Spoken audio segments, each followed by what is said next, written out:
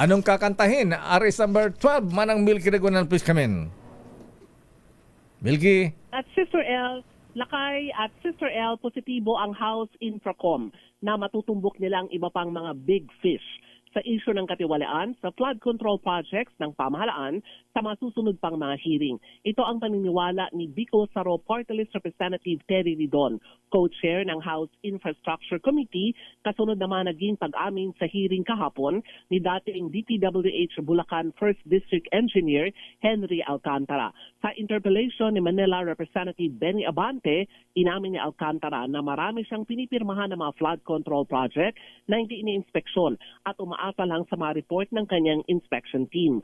Ang certification na pinipirmahan ni Alcantara ay nagkakalaga ng 55 million pesos na puro mga ghost projects sa Bulacan. Inamin din ni Alcantara na madalas siyang magkasino kasama ang isa pang district engineer ng DPWH na si Bryce Hernandez gamit ang mga peking ID dahil bawal nga sa mga taga-pamahalaan ang pumasok at maglaro sa mga kasino.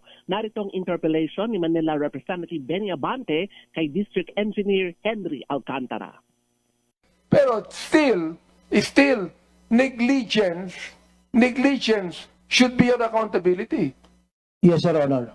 And therefore, you must face the cases against you as far as negligence is concerned. Am I right?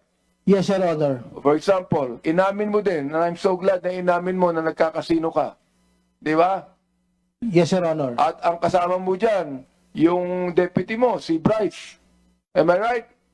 Minsan po, yes. Minsan Yes, Your Honor. nakasama mo siya. Opo. At alam mo ba, na bawal sa government employees ang magkasino. Yes, Your Honor. Yet you did it. Yes, Your Honor. Okay. Now, kung doon lamang sa kasino na alam mong bawal na gawin mo yan, nagawa mo, how much more sa trabaho mo at DPWH? Not to that matter, Your Honor. Sa project po, ayan pong mga pangyayari yan ay kung hindi nyo po ikagagalit, Your Honor, hindi Alam mo, ko po... mahirap paniwalaan yan, DE Alcantara. Kung ikaw mismo, you violate the law as far as playing the casino is concerned, then you can also violate the law as far as the projects are concerned. Ang interpellation ni Manila Representative Benny Abante kay District Engineer Henry Alcantara.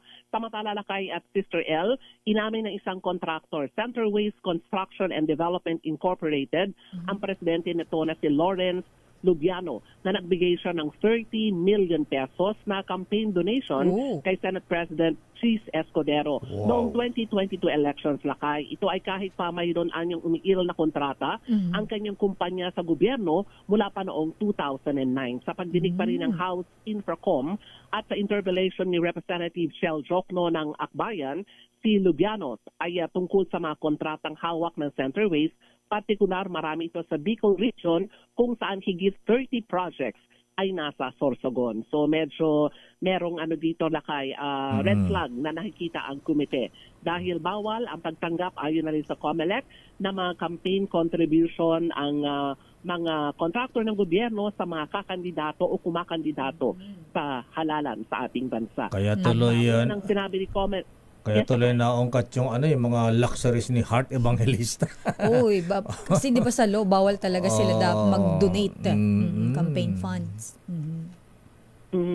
So, meron pang mga gawing pagdinig ang House Infracom tulad din ng Senado at mukhang matutumbok naman daw nila ang kung sino-sino ang mga responsable dito sa controversial na mga flood control project. So, abangan ang susunod na kabanata. Ako si Milky Regunan nagulat para sa DCRH, una sa Pilipinas, una sa Pilipino. Maraming salamat, Manang Milky Regunan.